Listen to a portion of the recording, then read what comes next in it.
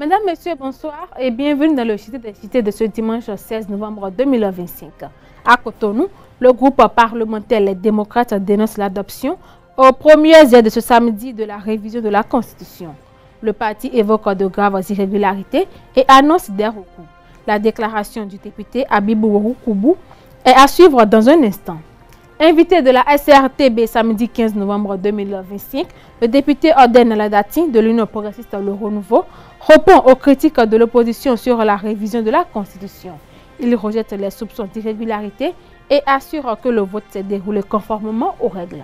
En sport, à Savalou, Espoir FC retrouve le sourire après sa défaite face au Dragon FC. Les cavaliers du US Cavaliers n'ont pas réussi à s'imposer lors de cette 8e journée de la Celtics Ligue 1. Les impressions des deux coachs dans un instant. Tu viens d'avoir le bac ou tu veux te reconvertir dans un domaine d'avenir, faire le choix du numérique et rejoindre l'école supérieure d'administration, d'économie, de journalisme et des métiers de l'audiovisuel ESAE. De nouvelles filières sont disponibles dès cette rentrée: informatique et multimédia, informatique industrielle et maintenance, réseau informatique et télécommunications, système informatique et logiciel, sans oublier les filières initiales: administration générale, administration des finances, administration des affaires, sciences juridiques, sciences économiques, sciences de gestion, journalisme et métiers de l'audiovisuel. ESAE est disponible sur 4 sites: Cotonou-Badjoumendé, Cotonou-Akpakpa, Abomey-Calavi et Parakou. Pourquoi choisir l'ESAE? Des formations conçues pour le marché de l'emploi, des enseignants expérimentés et passionnés, des infrastructures modernes avec équipement de pointe, des opportunités de stage et d'emploi garanties. Les inscriptions sont en cours et les places sont limitées. Ne rate pas ta chance. Donne vie à tes ambitions avec l'ESAE. Contacte-nous vite par appel ou par WhatsApp au 01 98 98 14 00 ou via email scolarité@esae.bj et visite notre site web www.esae.bj. Ton futur commence maintenant avec l'ESAE. Tu investis dans un avenir professionnel, concret et sécurisé. ESAE, l'excellence à un nom.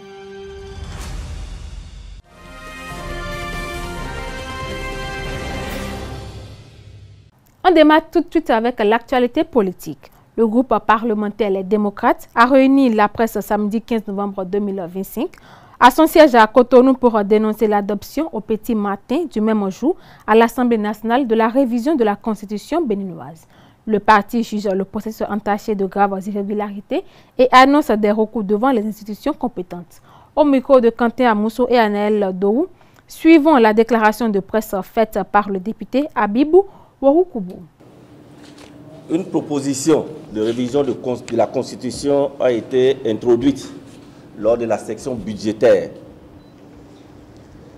Alors, cette proposition de révision de la Constitution portait spécifiquement sur l'institution du Sénat dans notre Constitution. Et par rapport à cela, la position du Parti Les Démocrates était assez claire. Nous pensons que, à l'heure actuelle, la question de la Sénat n'a pas fait l'objet, la question du Sénat, excusez-moi, n'a pas fait l'objet du débat au sein de notre peuple. À partir de cet instant, il y avait des préoccupations plus importantes. C'est la raison pour laquelle nous n'avons pas été favorables à l'idée de cette révision de la Constitution. Alors, je vais essayer d'expliquer un peu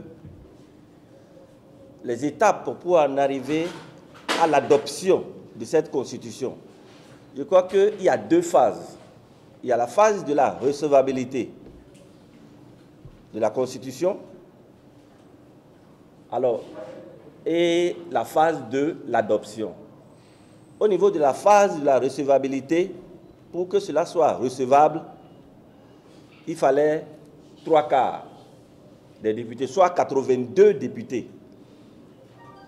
Je crois que la mouvance avait ses 82 députés. je crois qu'à cette phase-là, nous avons procédé au vote. Nous avons procédé au vote, mais avant le vote, nous avons décidé quel type de vote fallait-il. Est-ce que ce serait au bulletin secret ou à la tribune? Je crois que la majorité a proposé que le vote soit secret. Et au niveau de la minorité, nous avons souhaité que cela soit à la tribune. Ce qui nous a obligés d'aller au vote. Et comme ils sont majoritaires, d'accord, ils ont remporté le vote et nous avons été contraints d'aller au vote secret. Alors, lors de ce vote, on s'en est sorti avec 22 non et 87 oui. Vous comprenez? Ça veut dire donc tous les députés du groupe parlementaire Les Démocrates n'étaient pas favorables à la recevabilité de cette révision de la Constitution. Alors, une fois qu'ils ont eu 87 et nous n'avons eu que 22, ça veut dire que la révision de la Constitution est devenue recevable. Il faut passer alors à la seconde étape. Alors, à la seconde étape, puisque c'est au bulletin secret, nous sommes organisés pour que seulement sur les 22, que nous fassions des procurations pour que seulement 11 votent et chacun des 11 avait une procuration. Et c'est ça qui nous permettait d'avoir les 22 votes au complet. Rien ne pouvait nous empêcher, d'accord, de ne pas avoir les 22. Donc c'est sur cette base que nous sommes allés au vote pour l'adoption. Alors, lors de ce vote, les scrutateurs, il faut que je les nomme ici, c'est l'honorable Awanva Augustin et l'honorable Sofiatou Tchanou, tous de la majorité présidentielle, parlementaire si vous voulez. Donc ce sont les deux scrutateurs, ceux qui étaient appelés alors à organiser cette élection-là. Alors, lors du vote, je peux vous assurer ici que les 22 députés ont voté non. Les 22 députés, d'accord, du groupe parlementaire Les Démocrates ont voté le non. Dans les conditions normales, les résultats devaient nous permettre d'obtenir 87 oui et 22 non. Lors du processus, qu'est-ce qui a pu se passer? Lorsque nous sommes vers la fin du vote, comme par enchantement, il y a eu une coupure d'électricité qui est venue arrêter le processus. Oui, une coupure d'électricité, comme on n'en a jamais eu. Et nous avons demandé alors à ce que le processus s'arrête. Mais malheureusement, le courant est revenu et ce processus a continué. Donc, quand le processus a continué, nous avons continué les votes jusqu'à la fin. Et une fois que nous allons commencer à compter, une fois encore, le courant s'est coupé. Une deuxième fois. Le courant s'est coupé une deuxième fois. Alors, les manœuvres ont commencé. Je crois que ça a fait l'objet de vives protestations de notre part pour constater qu'il y a un processus de fraude qui est en train de s'organiser. Et ce, devant le ministre de la Justice, garde des Sceaux, qui était assis devant nous. Dans l'obscurité, les gens allaient et venaient. comment c'est possible pour un vote qu'on coupe l'électricité? Est-ce que ce vote-là n'est pas taché d'irrégularité? Est-ce que ce vote est encore crédible? C'est la raison pour laquelle nous avons demandé que le vote soit suspendu. Le courant est revenu. Il fallait encore recompter. Et c'est là qu'on se rend compte que de 22, on est revenu à 18. Oui, on est revenu à 18. Le total faisait 108. On a protesté pour montrer que ça ne faisait pas les 109 que nous avons au début. Protestation sur protestation, on est revenu encore à 19. Je crois qu'il y a quelque chose qui ne va pas. Devant la République, où nous avons le président de l'Assemblée nationale, le ministre de la Justice, garde des Sceaux, qu'on en arrive à cette tricherie-là de haut niveau, alors qu'il s'agit de notre constitution, notre vivre ensemble. Quelles leçons nous voulons donner à nos enfants? Quelles leçons nous voulons donner à la postérité? Je crois que c'est suffisamment grave pour qu'on ne puisse pas se taire. Alors, comme je vous l'ai dit, si nous avons choisi de faire cette conférence de presse, c'est pour parler au peuple béninois. Au stade où nous en sommes, certaines choses peuvent se passer dans les partis politiques, dans les rues, mais au sein de l'hémicycle, qu'on en arrive à une tricherie si abominable. J'estime que c'est extrêmement grave pour qu'on puisse l'accepter. Et le pire, c'est que ça modifie désormais notre loi fondamentale. Nous pensons que ce vote doit être purement et simplement annulé. C'est la seule solution que nous trouvons. Il faut que ce vote de constitution soit purement et simplement annulé. Parce que ça ne répond à rien. Nous sommes partis sur l'institution du Sénat. De cette institution, il y a eu des amendements, d'accord, qui ont conduit au changement du mandat de 5 ans à 7 ans. Pour les présidentielles d'abord, ensuite pour les législatives et pour les municipales et les communales. Ce qui n'était pas dans la mouture initiale. Mieux, il y a eu des modifications en profondeur que nous n'avions même pas. Et Dieu seul sait aujourd'hui quelle est la dernière mouture qui nous sera présentée. Puisque nous n'avons eu droit qu'au premier rapport. Les autres, nous ne les avons pas. Il y a eu tellement de modifications que pour rien au monde, on ne devait adopter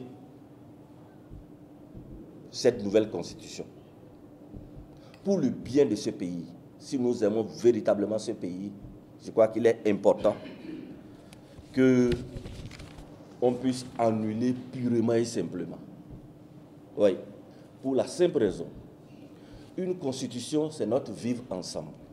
Invité de la SRTB ce samedi 15 novembre 2025 dans une émission spéciale consacrée à la révision de la Constitution, le député Orden Aladati, membre de l'Union progressiste Le Renouveau, s'est prononcé sur les critiques de l'opposition concernant le vote intervenu la nuit précédente à l'Assemblée nationale.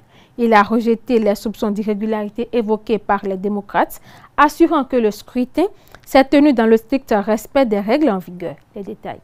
Dans la journée, on a eu quelques coupures. Le temps que le groupe reprenne, au fait. Ça ne dure que ça. Au Parlement, oui. Voilà. Donc, ce n'est pas pour la première fois, on a des coupures d'électricité. Mais nous avons un groupe qui prend le relais aussitôt. C'est ce qui s'est passé plusieurs fois hier. au total 4 à 5 fois à peu près. Des coupures intermittentes. Dans la journée. Déjà, lorsqu'on était en discussion pour la recevabilité, il y a eu une coupure. Il y a une coupure quand on était en discussion déjà au Parlement pour la recevabilité. Et quand nous avons demandé une suspension après la recevabilité pour que la commission des lois puisse se voir autour donc, de la discussion sur le contenu même de la proposition, il y a eu une coupure pendant qu'on était en commission. Mais nous n'étions pas en train de voter en commission, nous étions en train de discuter. Il y a un ami démocrate même qui a dit, quand il a pris la parole dans la salle, qui a dit pourvu qu'on ne le coupe pas le courant pendant qu'il allait opiner. Il a dit ça, bon, voilà, comme ça, parce que c'était une occasion pour eux de dire... C'était pour vous taquiner ou il avait une crainte réelle? Non, le gouvernement, ce n'est pas une crainte. Je ne crois pas que ce soit une crainte. Parce que voilà, les efforts qui ont été faits par le gouvernement pour quand même au niveau assurer notre sécurité au niveau énergétique. Ce n'est pas encore total, tout le monde le sait, mais le bond est qualitatif par rapport au domaine de l'électricité et de l'énergie. Et donc, c'était cette blague-là, à mon avis, que... C'était pour vous chahuter. Chahuter, ce que le collègue était. Ils en ont l'habitude, d'ailleurs.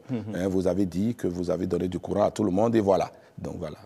Pour moi, nous étions donc dans ces blagues-là. Nous discutons beaucoup. Parfois, c'est la tension, mais nous blaguons beaucoup entre nous aussi. Voilà. Pour ce qui est arrivé, déjà, le vote, il y a eu la recevabilité. La commission a opiné, nous sommes revenus avec le texte. La commission a présenté le texte. Nous avons discuté autour du texte. Le président de l'Assemblée nationale a donné la parole à tous ceux qui ont voulu l'intervenir et discuter autour du texte, poser des questions de compréhension et tout. C'est cela qui a été fait et suite à leurs préoccupations, président de la commission, nous avons donné quelques éléments d'information et des éléments d'explication et nous sommes passés au vote. Au vote, c'est ça. Le vote a démarré normalement. Au scrutin secret? Au scrutin secret. Nous avons voté d'abord, depuis le matin, le mode de scrutin, parce que c'est la plénière qui est souveraine. Et déjà, à ce niveau, les démocrates ont voulu que ce soit un vote à main levée. Alors que nous sommes les plus nombreux. La mouvance au Parlement, ça fait 58 plus 53 plus 28. C'est ce que la mouvance au Parlement fait. Après, aujourd'hui, nous avons des non-inscrits. Et puis, nous disons qu'il faut un vote secret. Et puis, eux autres, ils réclament le vote à main levée. Quand vous, par expérience, quand vous, dans ce genre de situation, vous demandez le vote à main levée, c'est que vous ne voulez pas que les gens votent selon leur conscience parfois. Parce que vous craignez que les gens vous trahissent. Il y a comme une pression du regard. Il y a une pression. Et que nous avons senti d'ailleurs. Par exemple, au niveau de la commission des lois, le secrétaire de la commission, qui souvent ne s'absente pas, et pour l'étude de ce texte aussi important, moi je ne l'ai pas vu. Pas du tout au Parlement, il n'est pas venu. Je ne sais pas où il est allé. Et d'habitude, parfois, il m'appelle président, je ne peux pas être là, j'étais silent, rien du tout, il n'était pas là. Donc on avait senti donc, cette contrainte d'ailleurs sur les députés. Ils se déplaçaient en bande. Vous en avez compris la motivation, c'est qu'ils voulaient voir ceux qui, dans leur rang, allaient trahir la bande. Donc, allaient trahir, disait-il. Voilà, parce qu'il y aurait eu un marché donc, de bétail où donc, des personnes donc, seraient en train d'acheter des voix des démocrates. Alors, bon, voilà. Mais chacun sait ce qui lui est arrivé. Alors, en tout cas, pour la présidentielle... Pour dire les choses élégamment, ce qui est sûr, il y a eu 90 voix pour... Non, s'il vous plaît, je vais m'expliquer. Parce que vous abordez là une question très sensible et qui touche à l'honneur de tout le monde. D'accord. D'ailleurs, j'ai écouté leurs déclarations et j'espère qu'ils n'iront pas plus loin dans ce qu'ils disent là. D'accord. Donc, c'est en bande qu'ils l'ont fait. Et déjà, ils étaient dans la salle. Ils n'étaient pas les 22 qui devraient être parce qu'il y a eu déjà quelques démissions qui ont démissionné, qui sont non inscrits. Il restait 22. Je vous dis, les 22 n'étaient pas arrivés. C'est peut-être que 2 ou 3 qui n'étaient pas là.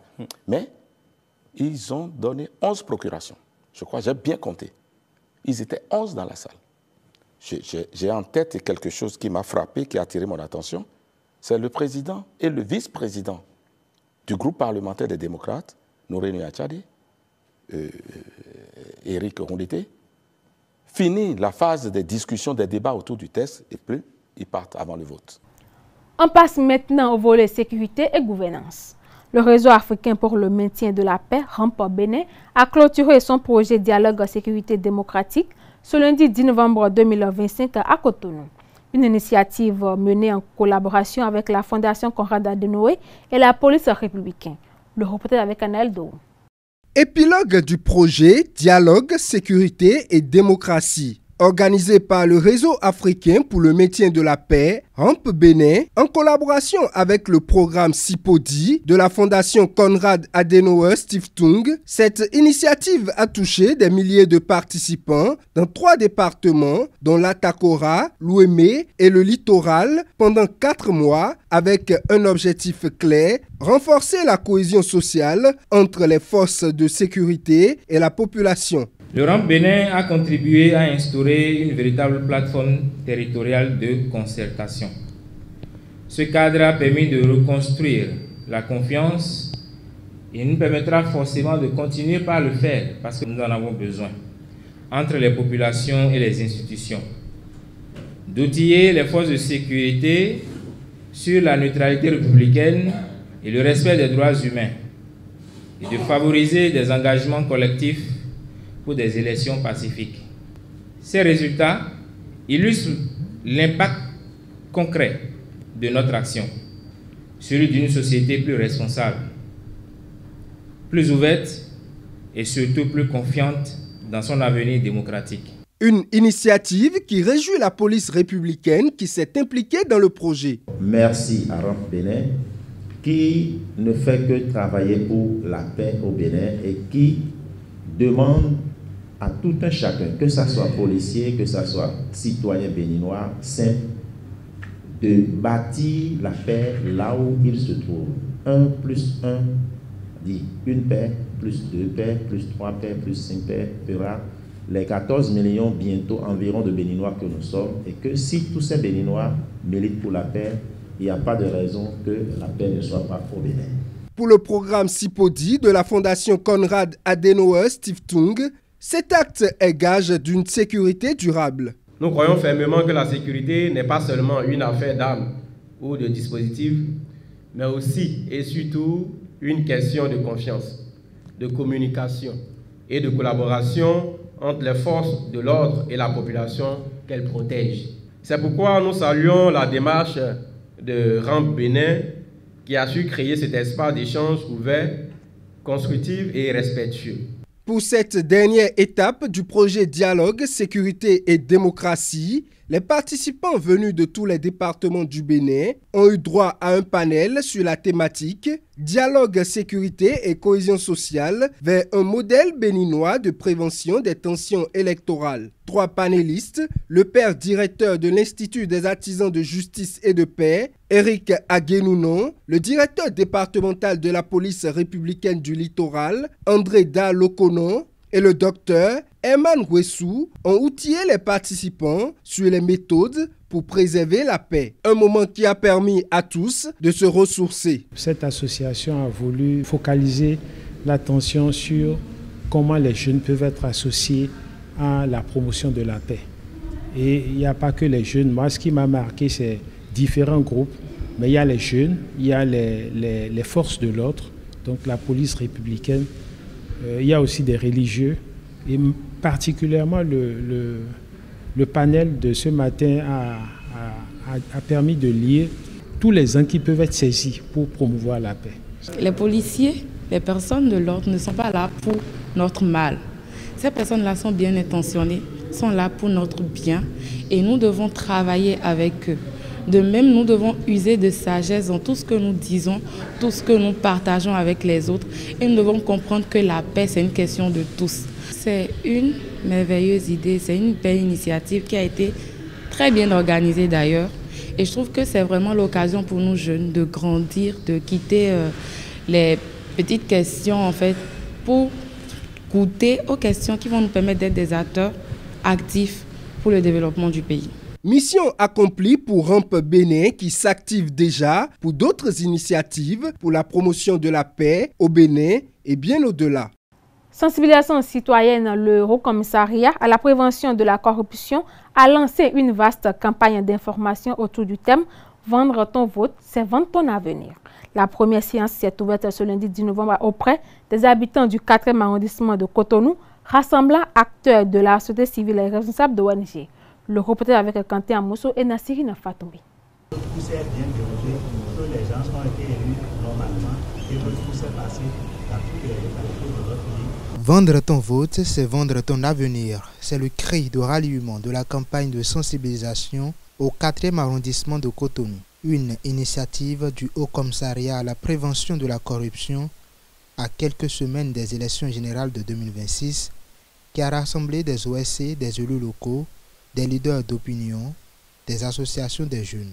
Nous sommes venus cet après-midi pour partager notre message à l'endroit de ce groupe cible et nous pensons que nous avons eu vraiment une séance réussie, une séance où nous avons pu avoir l'intervention des échanges vraiment constructifs et qui ont convaincu le public cible de la nécessité de changer de mentalité et de changer à terme de comportement pour que plus jamais la question de la corruption en période électorale ne puisse avoir un avenir dans notre pays. Il est attendu des citoyens électeurs sur qui nous travaillons de façon beaucoup plus particulière qu'ils adoptent vraiment des attitudes citoyennes, c'est-à-dire des comportements éthiques qui choisissent les candidats, le candidat qu'ils veulent avec conscience. Le message est livré. Les différentes parties prenantes rassemblées ici ce soir ont désormais un rôle important à jouer pour la suite de la sensibilisation. Maintenant, c'est de pouvoir sensibiliser les membres d'abord de notre structure et puis pouvoir faire une sensibilisation de proximité dans le quartier, dans les zones dans lesquelles nous passons. Ne pas choisir sur la conscience de quelqu'un d'autre. Tout ce qu'ils ont dit ici, c'est bon. Nous, notre rôle en tant qu'élu local, on doit sensibiliser les gens à la base pour dire aujourd'hui, ce n'est pas de l'argent qu'on fait vote. Quand tu veux voter quelqu'un, il faut savoir que la personne, voilà, si je lui vote, ça va me faire du bien et il va travailler beaucoup pour le développement. Mais si vous avez voté à cause de l'argent et la personne vous a donné de l'argent, ça veut dire que vous avez déjà acheté. Le reste, s'il ne fait rien, vous allez dire qu'il n'a rien fait, alors qu'il vous a déjà acheté. Ce n'est pas bon, ça c'est une corruption.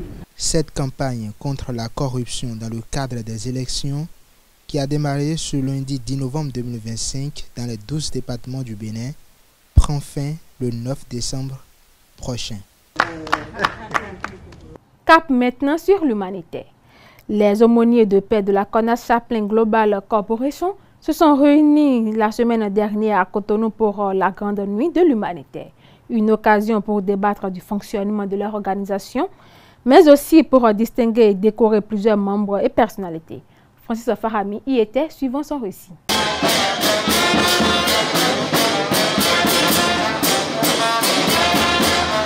Cotonou, capitale africaine de l'humanitaire, l'instant d'une soirée de distinction. Les aumôniers de paix de la CONAS Chaplin Afrique, de plusieurs pays africains et même du monde se sont réunis ici ce samedi 8 novembre 2025 pour célébrer les mécènes de l'action humanitaire. Le nom du Bénin, ça rime depuis quelque temps avec l'histoire de Conacé parce que ce pays, aussi petit soit-il, regorge quand même de grands événements. Calavi a connu le décollage des réformes au sein de Conacé. Calavi a abrité de grands événements et depuis cette semaine, Calavi en abrite encore un qui n'est pas des moindres, à savoir le sommet africain des femmes de paix. Lors de cette grande nuit de l'humanitaire, les aumôniers de paix ont communié avec les plus hautes autorités de l'organisation internationale et en l'occurrence le fondateur Carlos Aroba. Il y a des choses que seules les autorités ne peuvent pas faire. Hay cosas que la población civil solas no pueden hacer. Il y a des choses que la population civile seule à elle-même ne peut pas faire. Pero si trabajamos en conjunto, mais si nous travaillons ensemble, si nos unimos, si nous nous unissons, el gobierno y la población civil, le gouvernement et la population civile, con el propósito de cambiar las cosas, avec l'objectif de changer les choses, entonces lo vamos a lograr. Donc nous allons l'obtenir, nous allons le réussir. Amen. Amen. Cette initiative s'inscrit dans le cadre d'une série d'activités organisées pour célébrer les 3 ans d'installation de l'organisation en terre béninoise. Le Bénin a pris une institution puissante. Benin abrita una institución poderosa, créée par son excellence le général Carlos Sarro, creado por su excelencia general Carlos Sarro, avec la base ici. Con la base aquí. Nous avons des accords de siège, des accords de coopération, des accords d'accréditation dans près de 30 pays en Afrique. Occasion pour eux d'honorer avec des distinctions des personnalités ayant marqué les cœurs par des actions humanitaires au cours de l'année, des membres de l'organisation, mais également des autorités telles que le maire de la commune de Cotonou, Luc Setonji Atropo. Recevoir une telle reconnaissance, c'est avant tout recibiendo un tal reconocimiento, une invitation à la réflexion. Es antes de todo una invitación a una reflexión. À la méditation. A la meditación. La responsabilité qui est la mienne en tant que maire de la ville de Cotonou. Mi responsabilidad como alcalde de Cotonou. Et président de l'Association nationale des communes du Bénin, ANCB. Presidente de la Asociación Nacional de las Comunidades de Benin. Est à la fois exaltante et exigeante. Il faut le rappeler, un peu plus tôt, les membres de la CONAS Chaplin ont tenu des activités dont la graduation de nouveaux membres. On poursuit avec un événement régional majeur. Les pays membres de la CEDEAO ont procédé à l'ouverture du village du cinquantenaire au Palais des Congrès de Cotonou dans le cadre des festivités marquant les 50 ans de l'organisation sous-régionale. Le point avec Francis Farami.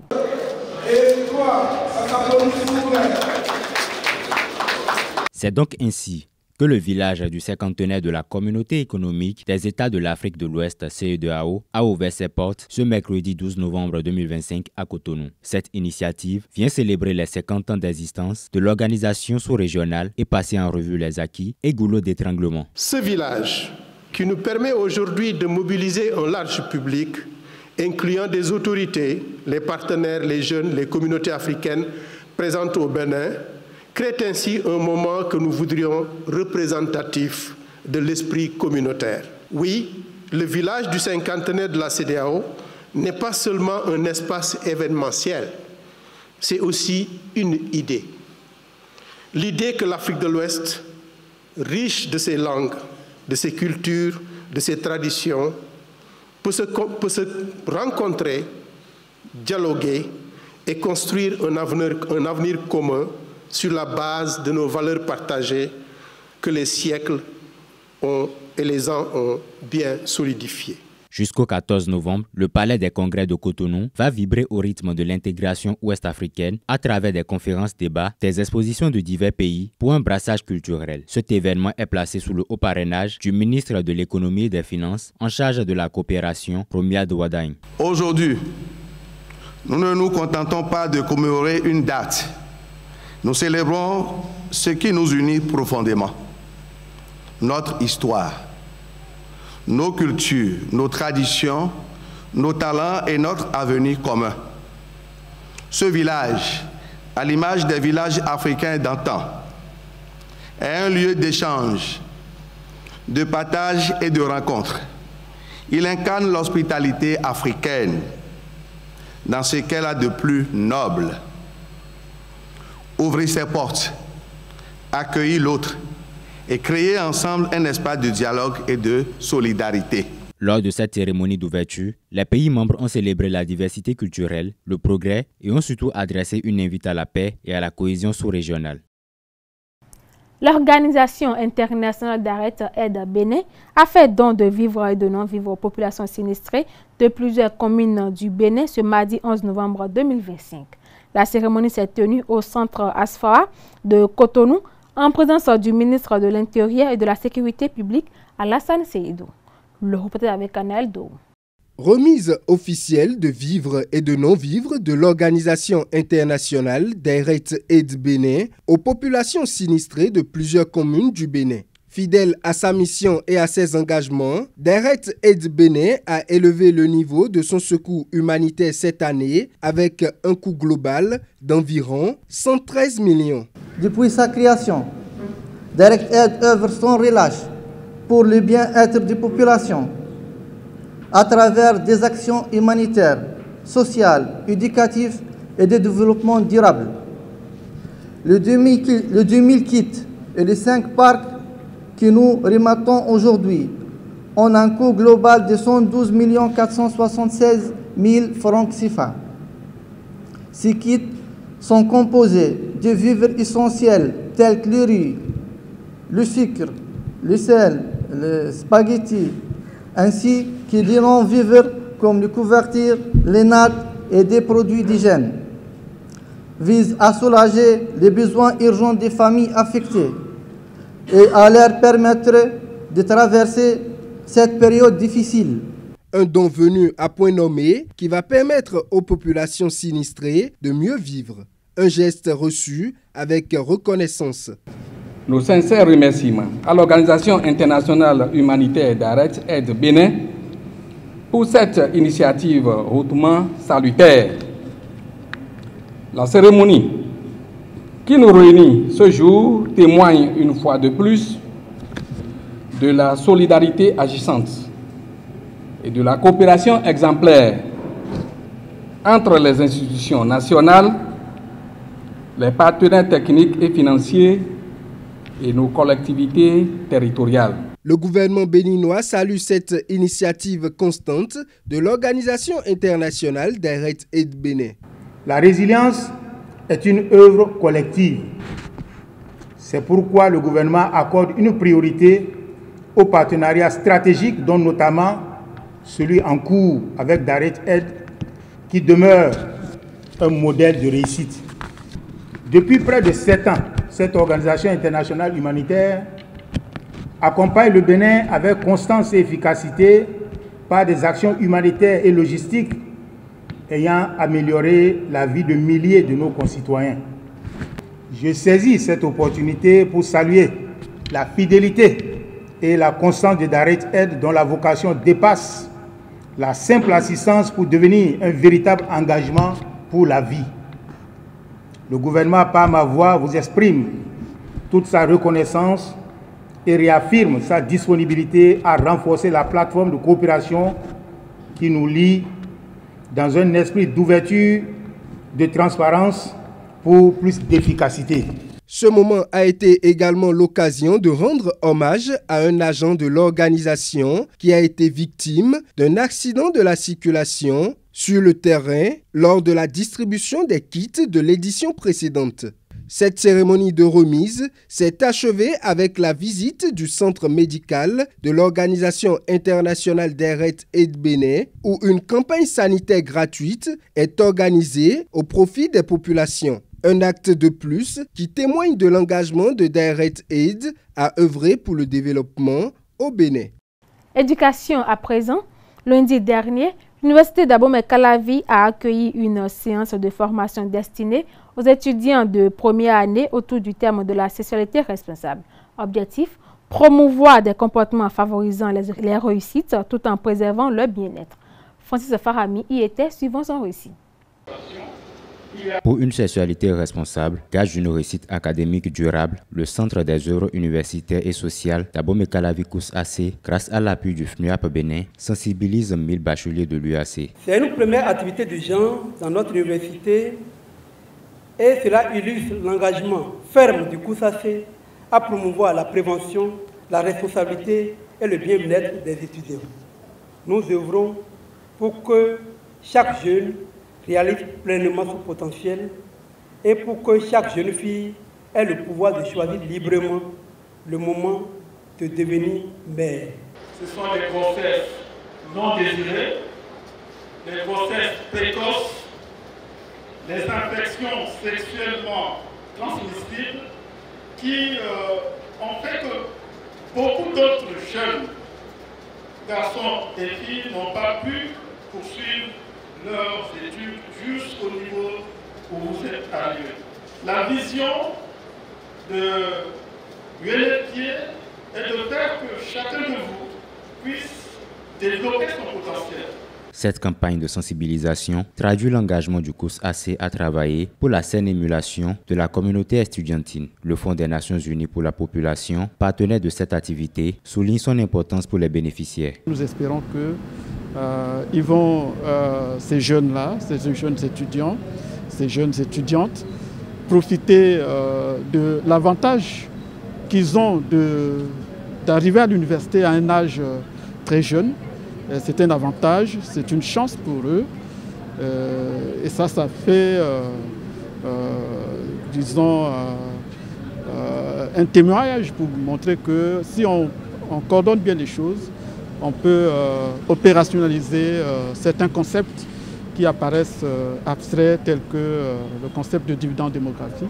Le rectorat de l'université d'Abomey-Calavi loue l'initiative. L'activité organisée par le COUS, à votre attention, chères étudiantes et chers étudiants, trouve toute sa pertinence en ce qu'elle va vous aider par rapport aux différentes informations qui vous seront portées tout à l'heure à l'occasion des échanges. Cette activité va vous aider à pouvoir être suffisamment outillé pour relever le second défi que j'ai indiqué, étant entendu que le premier, relatif à l'organisation des études, relève du volet académique dont la charge repose sur le rectorat et les différentes entités dans lesquelles vous êtes inscrits. Les officiels nourrissent l'ambition d'étendre cette activité de sensibilisation destinée aux nouveaux étudiants dans les autres centres universitaires sous la coupole du COUS-AC. Place maintenant à la culture avec une nouvelle qui fait rayonner le Bénin. La liste des nommés au 68e Grammy Awards est sortie et une fois de plus, Angélique Kidjo y figure. Elle concourt dans la catégorie meilleure performance de musique globale. Retour sur son parcours et cette nouvelle nomination. Un sujet préparé par nos confrères de la télévision nationale. C'est une énième reconnaissance pour celle qui incarne depuis des décennies la fierté et l'excellence de la musique africaine sur la scène mondiale. Angélique Kidjo, la star béninoise à la voix puissante et à l'énergie inépuisable, vient une fois encore d'être nominée aux Grammy Awards. Cette fois, c'est avec le titre Jérusalema qu'elle se distingue dans la catégorie meilleure performance de musique globale. Un morceau vibrant, empreint de spiritualité et de rythme afro qui témoigne de sa capacité à se réinventer sans jamais trahir ses racines. Icône internationale, militante et ambassadrice de la culture africaine, Angélique Kidjo a une carrière musicale exceptionnelle que ni l'âge ni le temps ne semblent freiner. Elle compte déjà à son actif 5 Grammy Awards et l'année 2026 s'annonce symbolique. Elle deviendra la première artiste africaine à recevoir son étoile sur le Walk of Fame à Hollywood, une consécration rare à la hauteur de son parcours inspirant. Aux côtés d'autres talents du continent comme Wizkid, Ayra Starr, Davido, Omalé, Eddie Kenzo ou encore Youssou N'Dour, tous nominés aux Grammy Awards 2026, Angélique Kidjo continue de porter haut les couleurs de l'Afrique. La 68e édition des Grammy Awards se tiendra le 2 février prochain à Los Angeles. Une série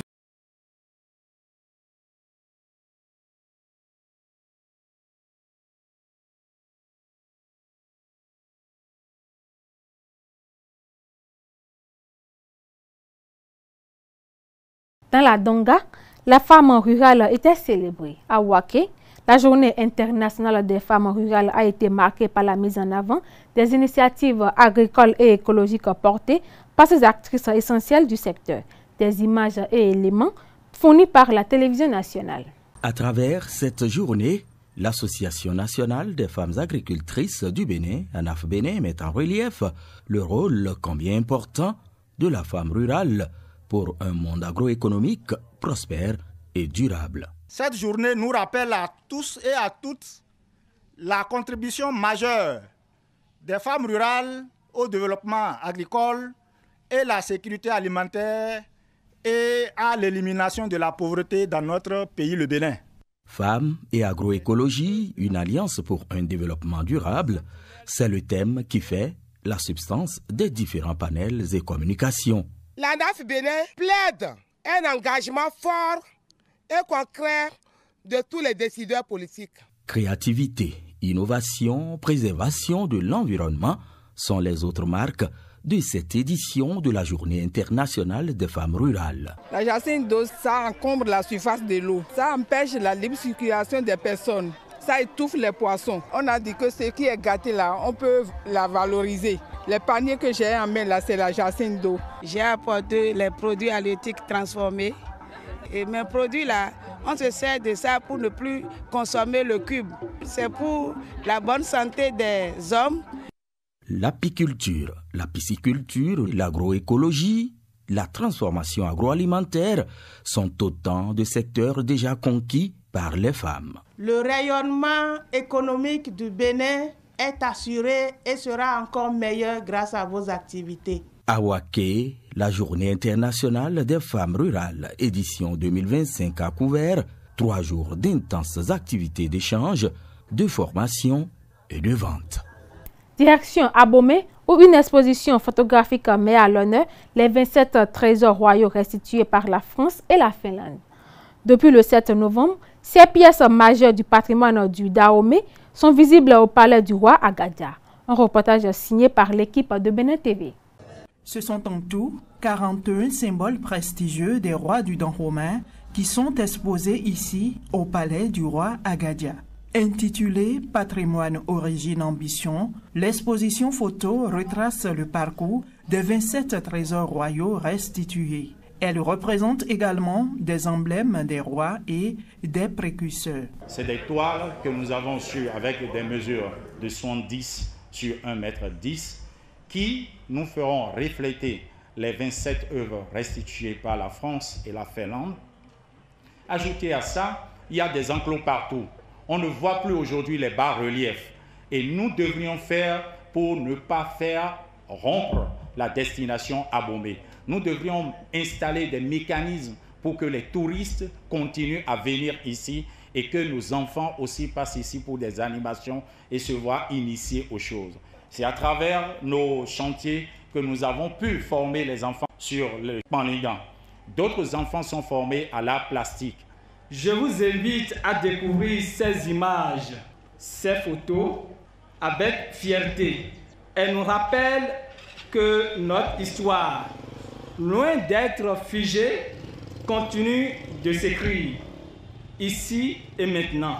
Axée sur l'histoire et le patrimoine, cette expo photo vise à donner à la population du Zou un avant-goût de l'héritage de ce royaume historique en attendant l'ouverture du musée des rois et des Amazones de Dahomey. Ceux qui n'ont pas pu aller à Cotonou vivre l'exposition des œuvres au palais de la Marina étaient toujours dans le manque. Avec l'ANPT, on a estimé qu'il faut donner une occasion aux populations de venir découvrir, ne serait-ce que à travers les photos, les images, ce patrimoine qui nous a été restitué. Parmi les autres initiatives... L'exposition photo consacrée aux 27 œuvres restituées est ouverte au public jusqu'au 10 avril 2026. D'un autre côté, la SONEB poursuit son action pour l'accès à l'eau potable dans le Mono. Des travaux de renforcement du système d'alimentation en eau ont été lancés à Lokossa et à Tiémé dans le cadre du programme d'action du gouvernement. Un travail réalisé par les journalistes de Bénin TV. Nous mettons officiellement le site à l'entreprise Soja Satoum. Nous donnons rendez-vous en mai 2027. Les travaux du projet de renforcement du système d'alimentation en eau potable dans les communes de Lokossa et d'Atiémé viennent ainsi d'être lancés après 50 ans de vie des infrastructures actuelles. Une promesse du gouvernement qui doit impacter tout le Bénin avant 2030. Et le gouvernement a décidé de renouveler non seulement le système qui dessert les villes de Lokossa et d'Atiémé, mais de renforcer le système. Dans 18 mois, nous aurons augmenté la capacité de production du système d'alimentation en eau potable de Lokossa et d'Atiémé, qui va passer de 126 m3 à 1056 m3. Nous estimons qu'avec ce projet, nous allons permettre à pratiquement 60 000 ménages de se raccorder.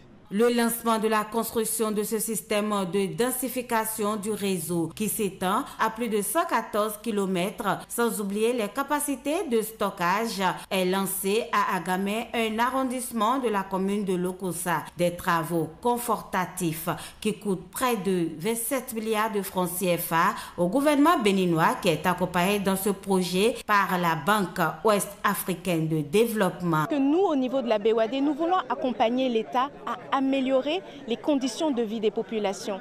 Et comment améliorer les conditions de vie si ce n'est de mettre à la disposition des populations de Lokossa et d'Atiémé de l'eau potable en tout temps et en tout lieu. C'est pour moi, au nom des populations de Lokossa et de Atiémé, de dire merci au gouvernement qui a pensé rénover tout ce système d'alimentation en eau potable des deux villes de Lokossa et de Atiémé. Et pour garantir l'accès à l'eau potable pour tous dans Lokossa et à Atiémé, le réseau sera progressivement densifié par la société Sogea Satom.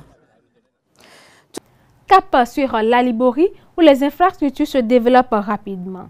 Une délégation gouvernementale a parcouru plusieurs sentiers pour constater les impacts des réalisations du PAG sur les populations. Un sujet des reporters de la télévision nationale. Les émissaires du président Patrice Talon constatent avec fierté l'impact du programme d'action du gouvernement dans la cité de l'or blanc. À Banikwara, nous avons été jusqu'à 45 km de la frontière du Burkina Faso. Nous avons vu, par exemple, le commissariat de Soroko, c'est un commissariat frontalier avec le Burkina. Nous avons également vu les voies, ces nouvelles voies. C'est des voies bitumées, épaisses, construites pour durer dans le temps. On a marqué un arrêt à Guéné, on a vu le chantier, on a constaté une nouvelle voie qui va quitter Guéné et aller vers Karimaman, qui est en cours de construction. Aujourd'hui, c'est des voies qui sont en deux, qui peuvent donc en aller-retour prendre plusieurs camions qui se dépassent. Exactement comme à Banikwara, un très beau stade. Depuis que donc, ce stade a été mis à la disposition de la jeunesse, j'ai constaté une nette amélioration du niveau, n'est-ce pas, de ces joueurs, de ces acteurs sportifs sur tous les plans. Nous avons visité également à Malanville, nous avons vu la CEB avec le nouveau poste de transformation. Le coordinateur du Collège des ministres conseillers et sa délégation prennent congé de la Libori avec un bilan satisfaisant. Le port de Cotonou accueillera du 27 au 29 novembre la première édition de la rencontre transport et logistique de l'Ouest. Un rendez-vous stratégique pour renforcer la performance de la chaîne logistique régionale. Une production de nos confrères de Bénin TV. Sur les mers du globe, les cargos tracent leur route. Ils relient les continents et leurs ports, véritables portes d'entrée du commerce mondial. Celui du Bénin, vieux de 60 ans, continue de se réinventer. Chaque jour, il s'active pour renforcer sa place dans le rang des ports les plus performants. À preuve, l'organisation d'un événement international d'envergure. La rencontre transport et logistique. Ce rendez-vous est une plateforme dédiée à l'identification et à la résolution des défis rencontrés par tous les acteurs de l'écosystème des transports et de la logistique. La rencontre transport et logistique est donc un creuset d'échanges, de réflexion et d'action sur les grands enjeux, les défis et les opportunités du secteur des transports et de la logistique au Bénin et dans la région ouest africaine. Donc on va pouvoir ouvrir de nouveau les portes de notre enceinte portuaire dans le cadre d'une visite, mais il y aura également Glojibé qui sera permis dont on offrira la possibilité de visiter. Là, ça sera encore l'occasion de le porter à connaissance, ces grands projets du port. La Générale des assurances du Bénin pourra proposer à ces acteurs les produits, l'assurance marchandises, l'assurance transport, la responsabilité professionnelle et tout ce qui est flotte automobile et tout ce qui est individuel accident pour protéger tous les acteurs de l'écosystème des transports et logistiques. La rencontre est à sa première édition. Elle va se tenir du 27 au 29 novembre 2025 à Cotonou. À l'issue des travaux, un livre blanc sera publié. Le document va compiler les principales recommandations, propositions et orientations issues des échanges. Direction Belém au Brésil où se tient la COP30. 10 ans après l'accord de Paris, dirigeants et experts se réunissent en Amazonie pour discuter d'un avenir climatique entre urgence, espoir et défi. L'envoyé spécial de Bénin TV nous fait le point. Belém, capitale de l'État du Pará, au nord du Brésil, accueille la 30e conférence des partis sur le climat, la COP30. Un symbole fort. C'est ici, au cœur de l'Amazonie, ce poumon vert du monde menacé par la déforestation, que les dirigeants de près de 200 pays cherchent à redonner souffle à la lutte contre le réchauffement climatique.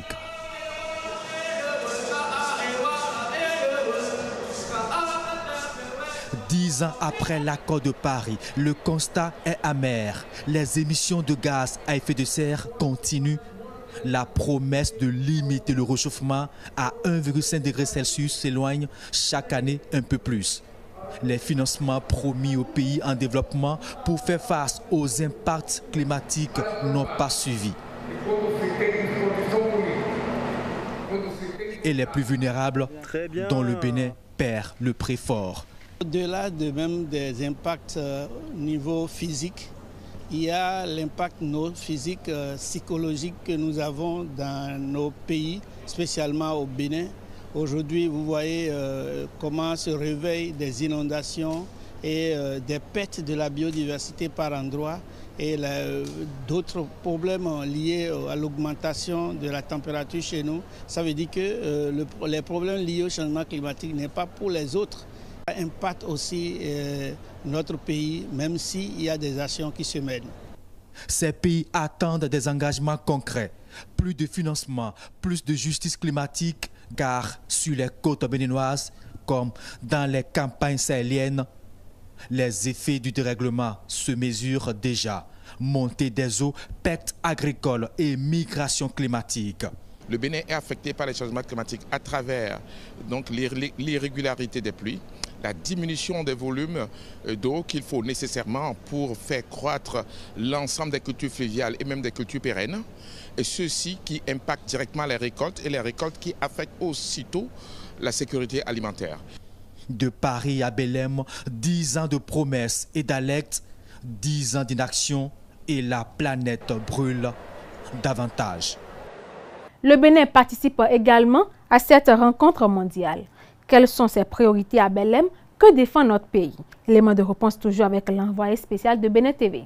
Une image carte postale de la côte béninoise. Nous sommes à Grand Popo, la ville balnéaire. Ici, c'est la Bouche du Roi.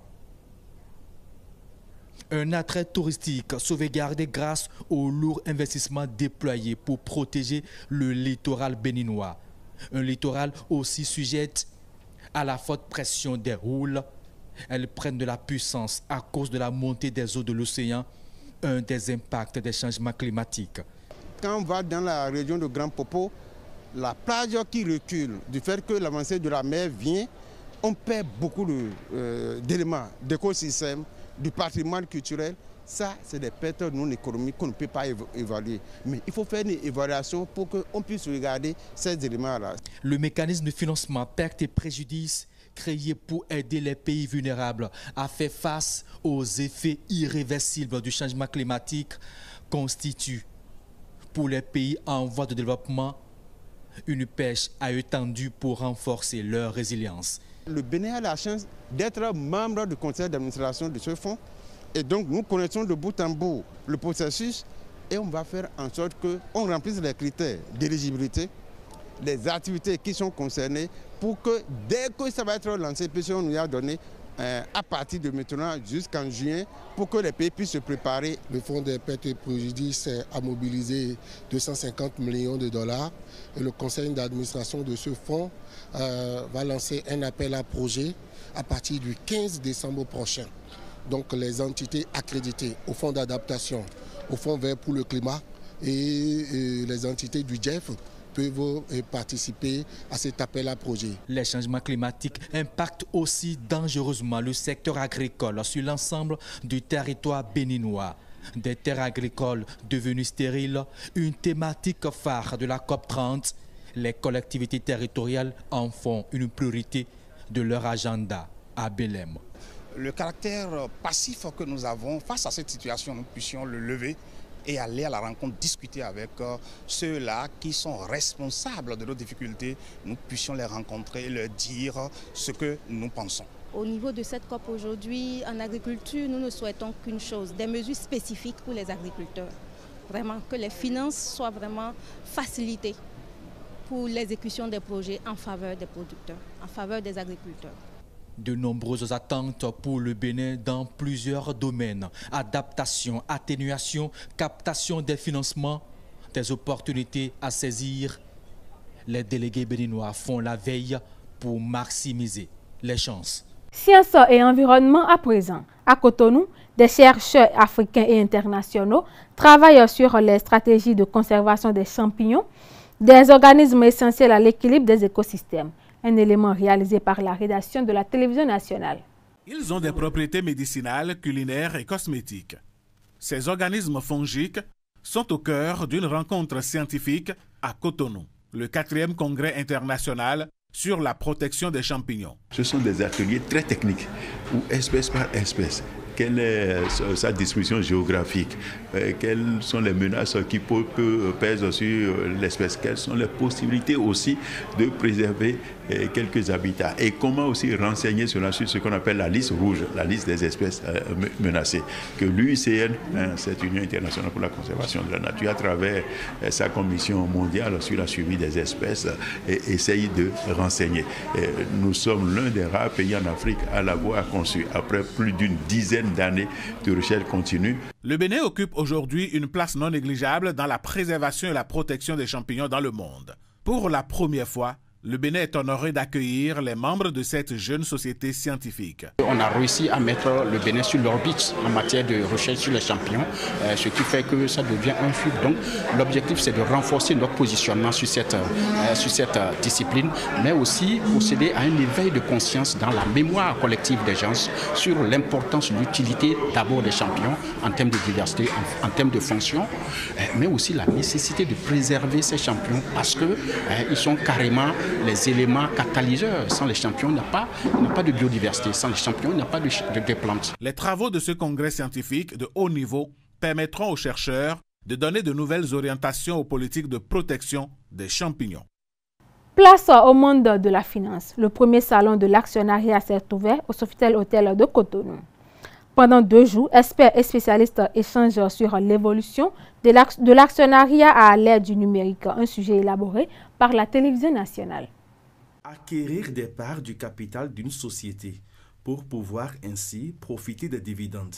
L'actionnariat fait générer des gains et encore plus sur le marché boursier. Face aux enjeux technologiques, dans un monde où tout se digitalise, l'actionnariat doit pouvoir s'adapter convenablement. Le sujet est ici à l'ordre du jour, sous le dôme étoilé du Sofitel Cotonou Marina Hotel. Un cocon feutré, un décor de rêve qui conjugue finesse et majesté. Un cadre somptueux et prestigieux. Cotonou, carrefour des acteurs de l'écosystème financier régional. Échanger et partager les expériences autour des enjeux stratégiques, régionaux, face aux défis du numérique et de l'intelligence artificielle. La protection des investisseurs reste une priorité qui sera placée au cœur de nos échanges. Et aujourd'hui, nous voyons que le monde évolue, que nous avons besoin des outils technologiques pour pouvoir mieux organiser la réussite de ces opérations.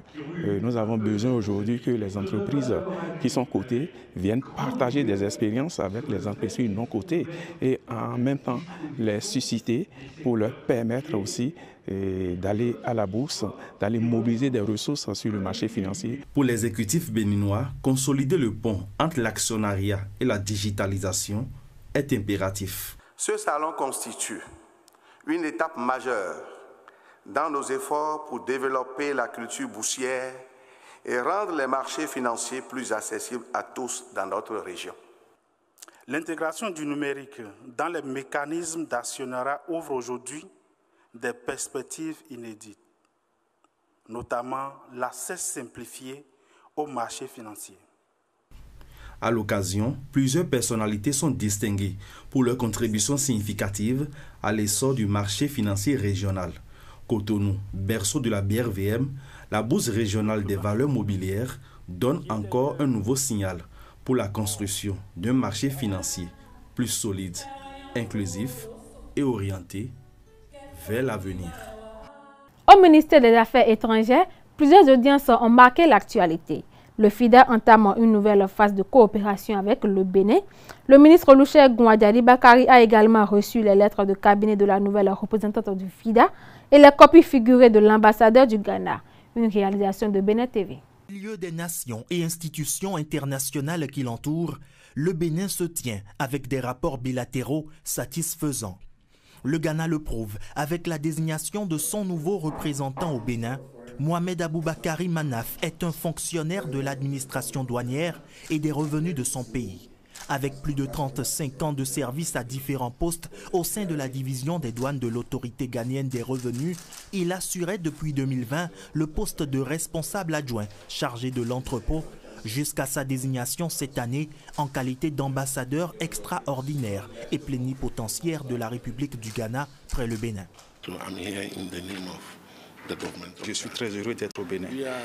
Je voudrais souligner que notre sous-région abrite nos deux pays et nous partageons la même culture, la même économie et c'est fort de cela qu'il est important que nous puissions améliorer le bien-être de nos concitoyens, améliorer le bien-être de nos pays et faire avancer l'économie de nos pays pour le bonheur de la sous-région ouest-africaine que nous partageons tous ensemble.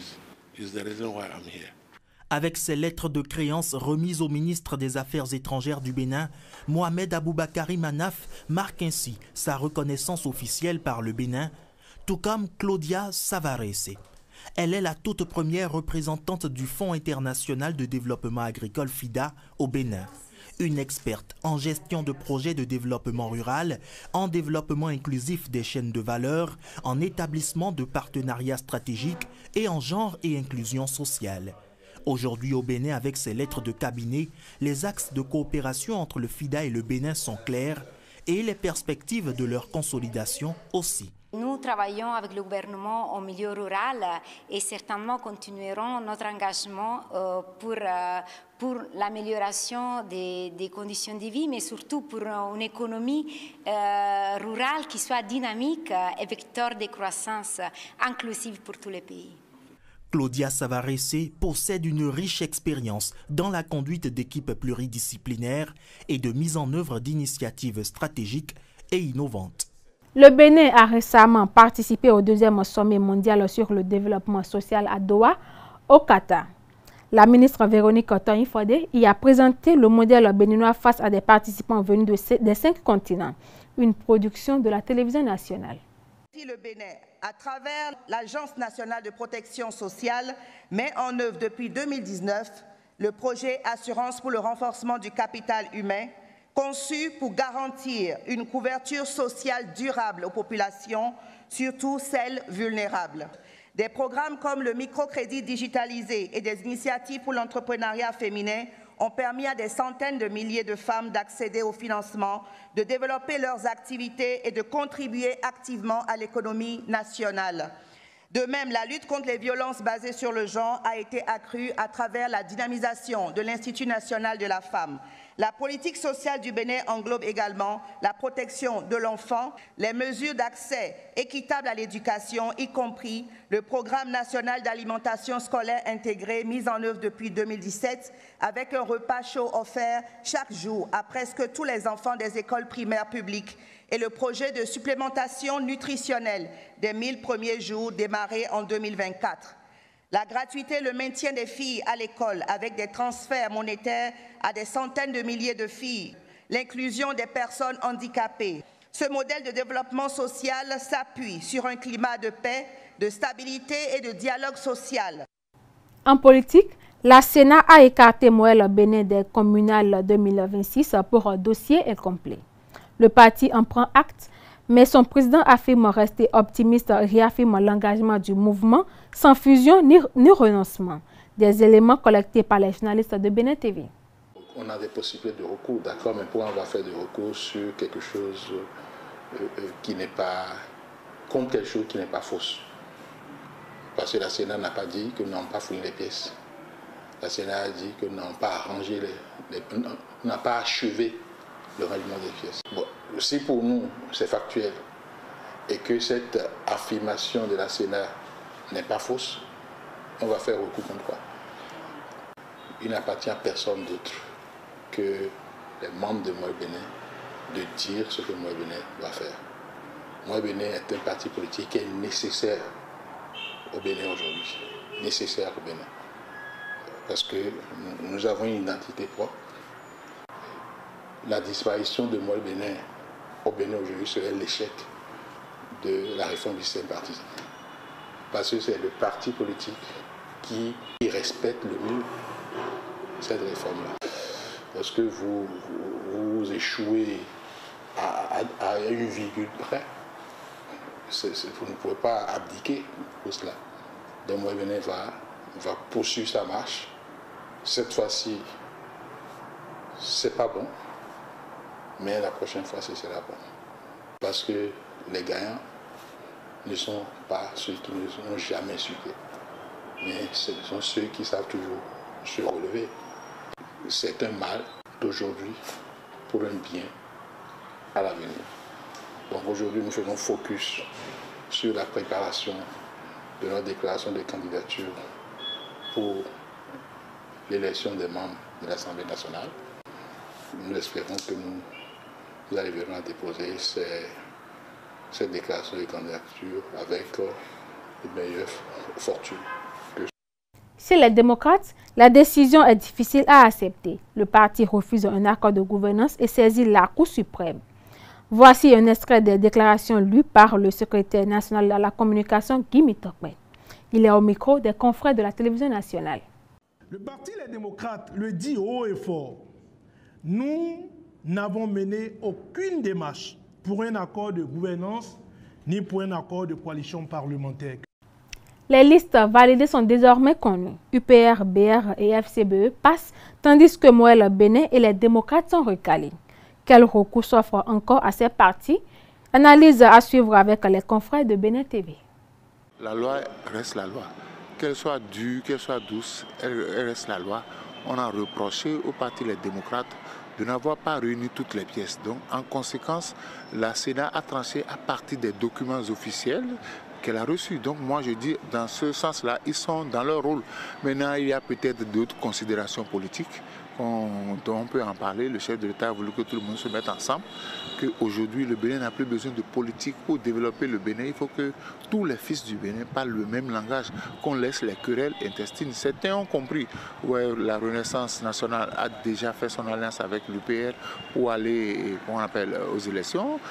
Moël Bénin n'a pas pu parce que Moël Bénin se retrouve dans la même situation que le LD. Donc aujourd'hui, la loi reste la loi. C'est vrai que beaucoup ont dénoncé un peu ce code électoral, mais ils n'ont pas eu la possibilité de demander une relecture du code. Donc la loi s'est appliquée à tout le monde. Mais malheureusement, ils n'iront pas aux élections. La seule chance qu'il leur reste, c'est les législatives. Est-ce qu'ils vont enfin accéder à la requête du chef de l'État qui demande qu'ils aillent faire alliance? J'ai été surpris que Moël Bénin ne soit pas allé ni au Bloc républicain ni à l'UPR, mais aujourd'hui, Moël Bénin aussi est victime du fait qu'il a voulu être autonome. Vous ne pouvez pas être de la mouvance alors qu'il y a deux grands blocs et vous refusez de vous associer. Vous ne pouvez même pas désigner un candidat pour la présidentielle. Moël Bénin est en train d'accumuler beaucoup d'échecs. Donc il va falloir que Moël Bénin aussi revoie sa politique. Alors que la Sénat a décrété que les pièces ne sont pas au complet, si les deux partis estiment que ces pièces sont au complet, il leur revient de saisir la Cour suprême pour essayer de défendre leur opinion devant la Cour suprême. La Cour suprême rendra sa décision et on avisera. Maintenant, après cette partie d'analyse de complétude du dossier, s'ouvre maintenant une phase de conformité. Avant maintenant que les trois parties qui ont été retenues pour la phase de complétude se disent maintenant que notre dossier est définitivement retenu. Donc, si le dossier n'est pas au complet, c'est pas au complet. On ne fera pas de miracle. Je pense bien que les recours risquent de ne pas prospérer. Place maintenant à la santé. L'autorité de régulation du secteur de la santé publie son premier rapport. un document qui dresse un état des lieux complet du système sanitaire béninois entre progrès constatés et défis persistants. Voici l'essentiel avec nos confrères de la télévision nationale. Pas à pas, le Bénin essaie de construire un système de santé résilient qui promeut les bonnes pratiques.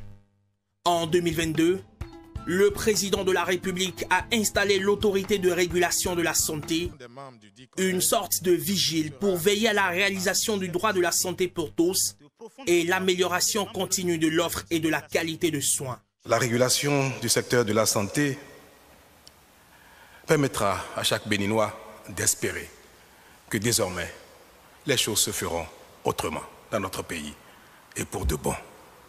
La feuille de route est tracée. L'ARS a depuis lors pris ses marques. Et pour une première dans l'histoire, un rapport sur l'état du secteur de la santé au Bénin vient d'être dévoilé. Une émanation tripartite, ARS, ministère de la Santé, partenaires techniques.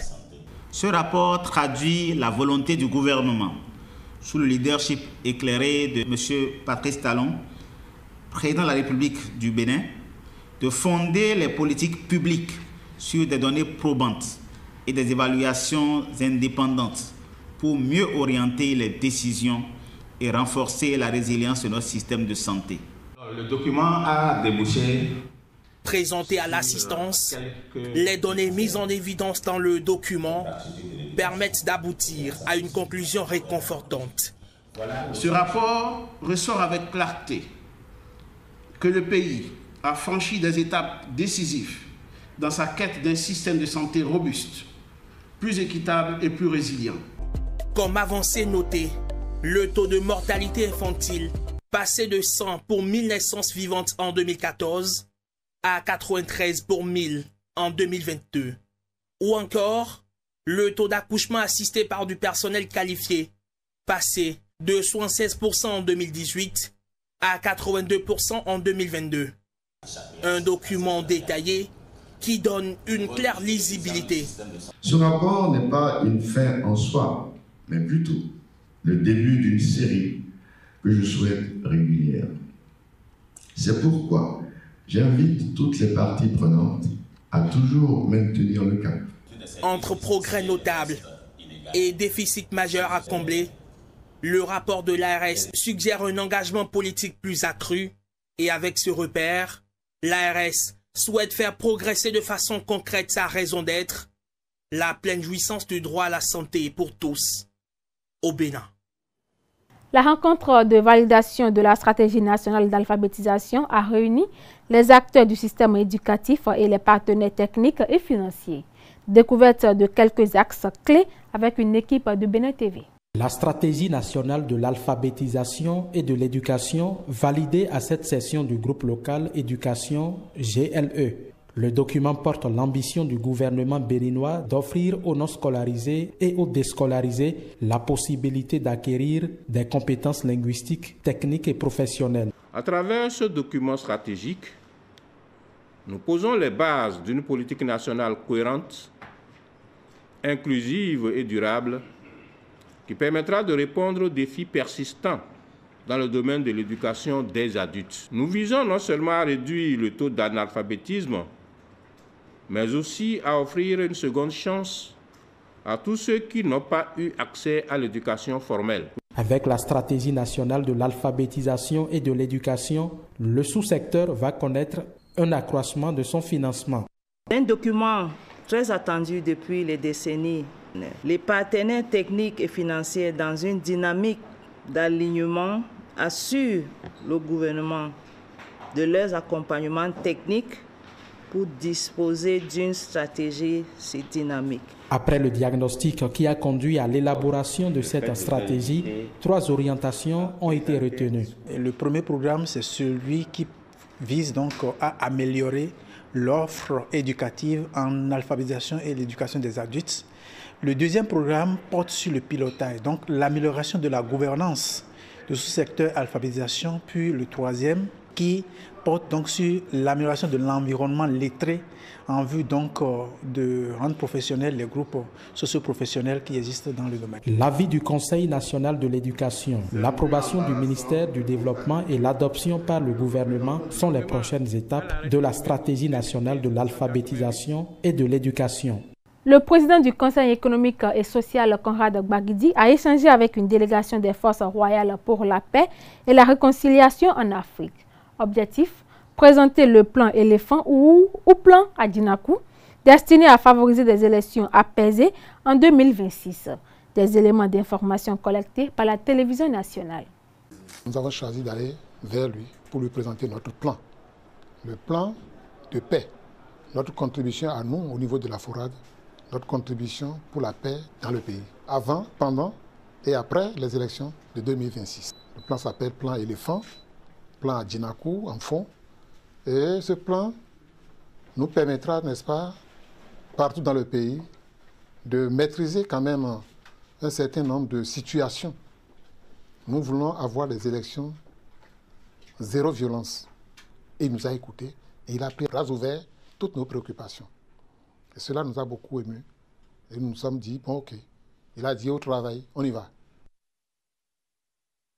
La coopération Bénin-Chine continue de se renforcer. 3 activités majeures ont récemment illustré la solidité des liens entre les deux pays. Un sujet coordonné par l'équipe de Bénin TV.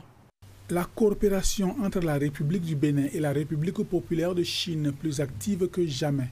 Une délégation de l'ambassade de la Chine près le Bénin est à la haute autorité de l'audiovisuel et de la communication. Objectif, remise d'un lot de matériel informatique à la HAC. 10 ordinateurs, 6 imprimantes, 5 photocopieurs et 6 disques durs. Pour le président de l'institution, avec ce lot, il faut équiper davantage les démembrements de la HAC dans les départements du pays. On espère que ce geste peut accompagner dans les efforts de la HAC de modernisation et de transformation numérique pour qu'elle puisse contribuer davantage au développement du pays. Quelques jours plus tôt, l'ambassadeur de la République populaire de Chine près le Bénin était dans les locaux de la Société de radio et de télévision du Bénin, SRTB-SA, pour un geste similaire. Et en fin de semaine dernière, le Palais des Congrès a abrité un défilé de mode au cours duquel des modèles chinois sont exhibés aux côtés des confections béninoises. Le ministre conseiller Espedi Huessou était en tournée dans des écoles de formation technique et professionnelle. Il est allé constater l'avancement des enseignements, notamment à l'école de génie civil Vereshagin Aka, une réalisation journalistique signée Bénin TV. Le ministre conseiller à l'enseignement technique et à la formation professionnelle était à l'école de génie civil Vereshagin Aka. C'est la dernière étape d'une tournée qui l'aura conduit dans des lycées et centres de formation des départements de l'Atlantique et du littoral. Les réformes initiées et implémentées par le gouvernement en matière de formation technique et professionnelle sont des réalités dans cette école. Ce centre de formation semble être en avance et dans la bonne direction. Nous avons ensuite placé la pratique professionnelle au cœur de la formation. Des classes techniques, nos apprenants observent, dessinent, manipulent, mesurent et construisent. Le bâtiment d'apprentissage constructif, les mini-ouvrages réalisés par nos étudiants. Les chiffres que nous avons ici par rapport aux apprenants qui ont trouvé du travail dans les grandes entreprises et la présence des entreprises partenaires nous confirment que quand on a fait une formation technique et professionnelle de qualité, ce n'est pas vous qui attendez le travail, mais c'est le travail qui vous attend. Dans un contexte où le gouvernement s'emploie à changer le visage de nos grandes villes par une modernisation accélérée, la formation technique et professionnelle apparaît comme un levier sur lequel on pourrait agir pour assurer la formation des professionnels dont les entreprises ont besoin. Place à la page des sports. Espoir FC et US Cavaliers se sont affrontés ce samedi 15 novembre 2025 lors de la 8e journée de la Celtics Ligue 1. Sur le stade Omnisport de Savalou, les hommes du coach Zul Lopez ont remporté leur match à domicile après leur défaite contre Dragon FC. Suivez l'impression des deux coachs après le match au micro de Abel Ojo. Mes impressions sont bonnes. La victoire à domicile, c'est impérativement important. Oui, ma fierté à l'envers de mes joueurs, c'est l'engagement dans le jeu. et ils ont respecté les consignes données. Et nous avons beaucoup travaillé ils ont respecté les consignes données. Même si ce n'est pas encore à 100%, nous allons continuer toujours par travailler davantage. Oui, et le prochain match, nous avons fini ce match-là. L'arbitre a sifflé la fin déjà. Le regard est tourné vers Damissa. Et nous devons vraiment se concentrer sur le match qui est en vue. C'est d'aller pour pouvoir aller faire le résultat là-bas.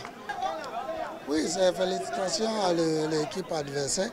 Mais c'est trop mal parce que cette match aujourd'hui, on a déjà dominé l'équipe, mais il n'y a pas d'intelligence. On en manque beaucoup d'intelligence. Mais c'est comme ça. Et aussi, le premier penalty, c'est controversiel. Donc, mais c'est football. Les arbitres, ils sont humains aussi. Ils peuvent avoir les erreurs, mais c'est pas on va accepter ça. Maintenant, on va retourner à la maison pour préparer pour l'autre match. Là. Oui, c'est parce qu'on manque beaucoup de joueurs qui ne sont pas là à cause de blessures. Le problème aujourd'hui, c'est l'intelligence de jeu. Là. Parce qu'il y a des erreurs qui n'est pas pardonnable, qu'on a fait sur le terrain. Mais ce football, c'est comme ça. C'est pas nous qui sommes dans le terrain, c'est les joueurs. En face, c'est les joueurs qui décident à faire qu'est-ce qu'ils vont devant. Mais maintenant, franchement, on va convoquer le joueur, on va parler de match comme ça. Moi, je ne suis pas content avec le match aujourd'hui. Faisons à présent un bref résumé de la 8e journée. La 8e journée de la Celtics Ligue 1 a été animée ce week-end. Samedi, Espoir FC a dominé les US Cavaliers 2-0, tandis que la JS Pobet s'est imposée 1-0 à Pobet face à AEMA FC. À Goro, Dynamo d'Abomey a battu Damissa 1-0. Le leader Sobemap FC a assuré l'essentiel contre Aspac 2-1 et Coton FC a décroché une victoire solide sur le terrain de Asvo 2-1. Dimanche, Banik Ganser et AS Cotonou se sont quittés sur un nul 0-0. Les Dragons ont dominé USS Kraké 2-0. À Plaroué, Dadia FC a remporté un match spectaculaire 3-2 face à l'Autopopo. Enfin, les Buffles FC ont conclu la journée par un succès 2-1 devant Audio FC. Mesdames, Messieurs, c'est tout pour ce journal. Merci de nous avoir suivis et à très bientôt.